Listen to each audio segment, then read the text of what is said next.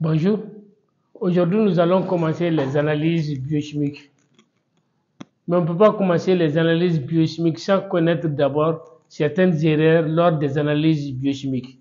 C'est-à-dire que les sources d'erreurs dans les analyses biochimiques. Vous allez voir que des résultats erronés invalides et il risque d'être des problèmes majeurs lors de la prise en charge du patient et lors de la prise de décision du clinicien. Maintenant, il faut répertorier ces erreurs-là d'abord, à travers d'abord les erreurs pré-analytiques, les erreurs analytiques et les erreurs post-analytiques. On va commencer d'abord par les erreurs post-analytiques. Vous allez voir que plus de 2/3 des erreurs lors des analyses de biologie médicale sont dites d'abord à la phase pré-analytique. Et vous allez voir que ces erreurs font impacter sur la fiabilité des résultats et dérouter les cliniciens lors de la prise de décision dans son travail. Maintenant, il faut savoir ces erreurs-là, c'est quoi d'abord? Les erreurs d'identification de l'échantillon. Dans l'identification de l'échantillon, c'est primordial. Une fois que deux échantillons contiennent les mêmes numéros, ces échantillons-là sont à rejeter. Il ne faut jamais travailler dans les doutes de l'identification des échantillons. D. La technique de prélèvement. Il faut savoir faire une très bonne technique. Les manœuvres mises en évidence pour faire les prélèvements. Maintenant, pour l'agitation aussi, vous allez voir lors du prélèvement, vous allez prélever dans les types, vous allez agiter, vous allez voir avec l'anticoagulant qui se trouvant dans les types, vous allez agiter. Souvent, vous allez voir, vous allez agiter qui va provoquer l'hémolyse. Quand le sang est hémolysé, on ne peut plus doser certains paramètres comme les ions. On ne peut plus faire l'ionogramme sur des paramètres où vous allez voir le sang est hémolysé. Vous allez voir maintenant du garrot au moment du prélèvement. Souvent, certaines analyses biochimiques n'ont pas besoin qu'on serre très souvent les garrots. Les garrots serrés très longtemps peut amener aussi des erreurs. Et aussi les recueils de l'échantillon. Il est très important de savoir recueillir aussi les échantillons prévenant d'autres structures. Si ces échantillons ne les remplissent pas toutes les conditions, il faudra les écarter. Maintenant, il reste encore pour les conditions de prélèvement. Il faut savoir les conditions de prélèvement. Là, il est très important. Souvent, demandez les patients s'ils remplissent les conditions de prélèvement avant de les prélever. Vous allez voir aussi les sites de prélèvement. Il faut choisir les bons sites de prélèvement avant de faire des prélèvements. Le site de prélèvement est très important. Vous allez voir aussi la quantité d'échantillons. Souvent, dans l'été, vous allez voir que le fabricant met la quantité exacte pour une quantité de sang recueilli. Par exemple, dans les anticoagulants, vous allez voir le fabricant dit de mettre 5 ml, 5 ml. Vous allez voir que lorsque l'échantillon est insuffisant par rapport à l'anticoagulant qui se trouve dedans, là, il faut savoir les écarter aussi. Et la conservation maintenant des échantillons. Il faut savoir conserver les échantillons là avant la phase analytique. Et répertorier bien ces erreurs-là à la phase pré-analytique. Parce que vous allez voir les 2/3 des analyses biochimiques, les 2/3 des erreurs viennent d'abord de la phase pré-analytique. Maintenant, on va aller à la phase analytique. Maintenant, pour la phase analytique maintenant, on va commencer d'abord la conservation des réactifs. 1. D. On va parler aussi de votre spectro, quel qu'en soit le modèle de spectro que vous avez. 3. On va parler du pipettage.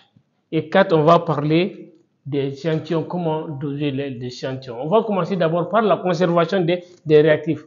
Chaque fabricant met la température de conservation de son réactif. Maintenant, comment les conserver avec votre réfrigérateur? Maintenant, on va aller au niveau des réfrigérateurs, vous montrer. Maintenant, vous allez voir votre conservateur. Ici, votre conservateur donne une température, n'est-ce pas? Et qu'est-ce qu'il vous montre maintenant? C'est la bonne température. Il faut avoir un thermomètre à l'intérieur maintenant qui va contrôler aussi la qualité de la température que l'appareil est en train de fixer ici. Ça, c'est au niveau de votre conservation. Et vous allez respecter la température de conservation de chaque produit selon sa qualité et selon leur provenance. Maintenant, après avoir pris votre réactif dans votre conservateur, maintenant, vous allez animer l'appareil. Maintenant, on va parler de l'appareil et puis les appareils différents d'un endroit à un autre. Maintenant, on va parler de l'appareil. Maintenant, qu'est-ce qui vous prouve que l'appareil donne un très bon résultat? Est-ce que cet appareil-là a été certifié?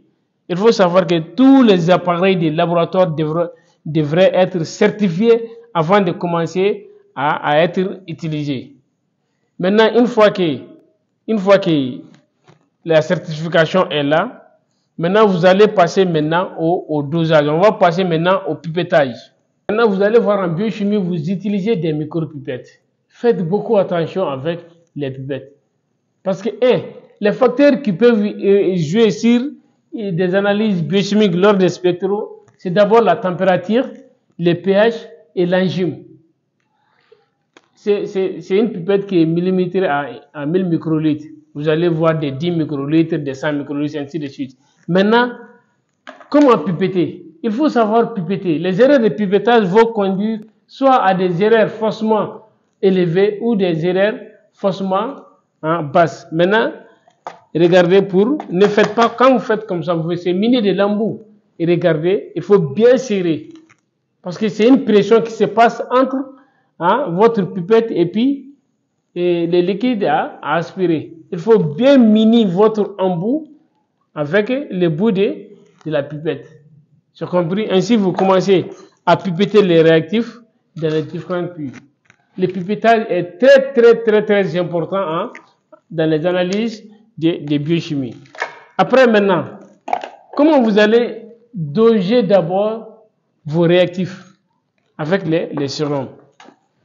Maintenant, pour ce faire, chaque laboratoire de biochimie doit disposer d'abord des contrôles de qualité interne. Le contrôle de qualité, c'est quoi? C'est quoi d'abord un contrôle de qualité? Un sérum de contrôle, vous allez voir que c'est un sérum industriel qui rassemble plusieurs paramètres biochimiques. Et son but est la validation des résultats. Maintenant, une fois que vous prenez les types à doser maintenant, vous allez d'abord, ça c'est un type pour les blancs réactifs, un type pour l'éthanol, pour les contrôles négatifs, pour les contrôles positifs, les contrôles pathologiques. Maintenant, il faut savoir que ces contrôles-là, ils ont des valeurs déjà inscrites dans la fourchette. Vous allez voir que ces contrôles de qualité ont déjà des valeurs. C'est-à-dire que chaque contrôle de qualité a d'abord des valeurs cibles et des écarts qui sont tolérés. C'est-à-dire que des valeurs qui sont acceptées. Il y a de la valeur qui est visée et puis il y a des écarts aussi qui peuvent être acceptés. C'est-à-dire qu'il existe pour chaque contrôle de qualité une valeur cible encadrée par des zones d'acceptabilité. Ça veut dire des valeurs qui peuvent être acceptées. Parce que quand vous désirez le contrôle négatif, si vous n'avez pas la valeur cible, il faut avoir une valeur qui se situe dans la fourchette. Vous avez compris?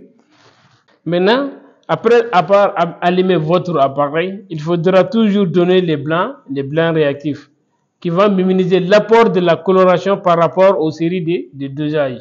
J'ai compris? Après, vous allez lui donner l'éthanol. L'éthanol, donc, vous allez voir la valeur est déjà sur le coffret. Après, le contrôle normal, le contrôle pathologique. Si ces valeurs-là passent très bien, la machine donne toutes ces valeurs-là très bien, là, vous pouvez commencer les séries de dosage. C'est pour cela qu'on dit le but du contrôle de qualité interne est la validation des résultats. Pour le contrôle de qualité externe maintenant, il faudra que votre laboratoire passe d'abord par des contrôles de qualité externe.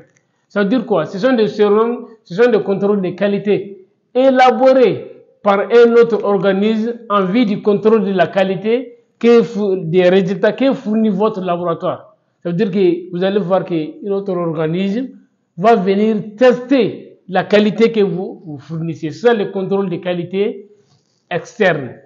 Et il a pour but d'améliorer d'abord la qualité des résultats au moyen de quoi? D'enseignement ou des moyens de standardisation de nouvelles méthodes. Vous allez voir que lors du contrôle de qualité externe, ces personnes-là sont là pour améliorer la qualité de vos résultats. Soit d'abord par des méthodes standardisées, soit par des méthodes d'études. Maintenant, pour les erreurs post-analytiques, ça veut dire que vous allez voir des erreurs qui sont commises après l'analyse. Maintenant, ces erreurs-là, ce n'est que des erreurs de retranscription. J'attire votre attention sur les erreurs de retranscription. Ça veut dire que c'est quoi? Lors du port des résultats, vous allez voir, les biologistes peuvent se tromper. Maintenant, grâce aux moyens de contrôle de qualité et autres, vous allez voir que les biologistes, très vigilants, arrivent à voir ces erreurs de transcription. Voici ce qu'il faut savoir sur les erreurs, que ce soit les erreurs pré-analytiques, les erreurs analytiques et les erreurs post-analytiques.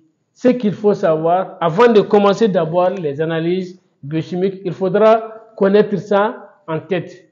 Et je vais vous dire aussi les types qu'on utilise en biochimie. Après ces types-là, vous allez maintenant apprendre sur les erreurs pré-analytiques, les erreurs analytiques et les erreurs post-analytiques. Maintenant, il faut savoir aussi et retenir aussi les erreurs qui peuvent influencer négativement sur des dosages en biochimie.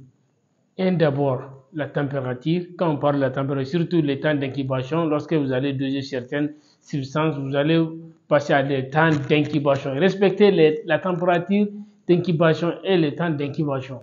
Et puis, le pH aussi du produit. Respectez les pH aussi peut jouer sur les changements de pH brut peut jouer sur les dosages. Et puis, l'enzyme. C'est là où je vous ai parlé de la quantité qu'il faut prendre dans les réactifs et la quantité qu'il faut prendre dans l'échantillon. Maintenant, vous avez vu et après, les types qu'on utilise en biochimie clinique. Vous connaissez maintenant les erreurs qu'on peut commettre lors des analyses biochimiques qui va vraiment erroner les résultats et dérouter les cliniciens lors de sa prise de décision. Bonne compréhension à vous et beaucoup de vigilance aux biologistes. Je vous remercie.